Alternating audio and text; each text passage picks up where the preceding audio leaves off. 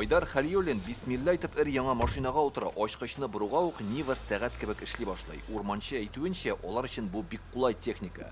Россиядә җитештерелгән машина биек 4 тәгәрмәчтә тарта, урман юлына 1 дигән.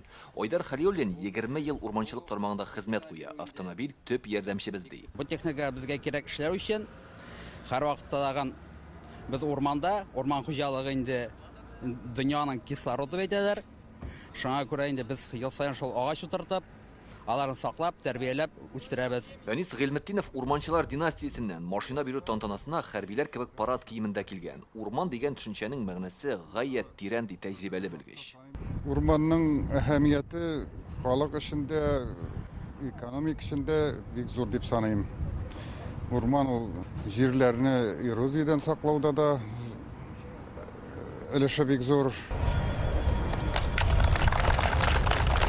Бүген Татарстан премьер-министр Алексей Песошин әлеге һөнәр ияләрен якынлашып килүче урманчылар көне белән котлап, аларга 33 Lada Niva Travel'ның ачкычларын тапшырды. Благодаря вашей слаженной работе. 2 ел рәттән Татарстан Россия төбәкләре арасында урманчыларга бирелгән вәкаләтләрдән нәтиҗәле файдалану рейтингында 1нче урынны яулый. Сезнең хезмәтегез күз алдында. Республикада яңа урман мәйданнары барлыкка килә. Урманнарны янгыннардан саклыйсыз, закон бозуларда кими.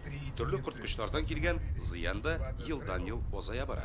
Татарстанда 31 урман хуҗалыгы бар. Патруль экипажлары көн сайын дистәләгән чакрымнар үтә. 33 машина, анысы лесхозларга китә, берсе Лубянск колледжына, берсе лесопожарный центрына.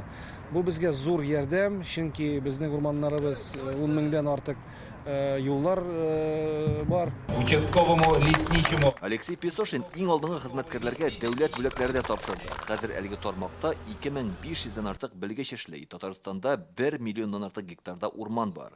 Ул республикадагы гомуми мәйданның 17%-ын тәшкил итә. Илдар Сафиуллин, Алмаз Зиятдинов, Яңа Гасыр каналы.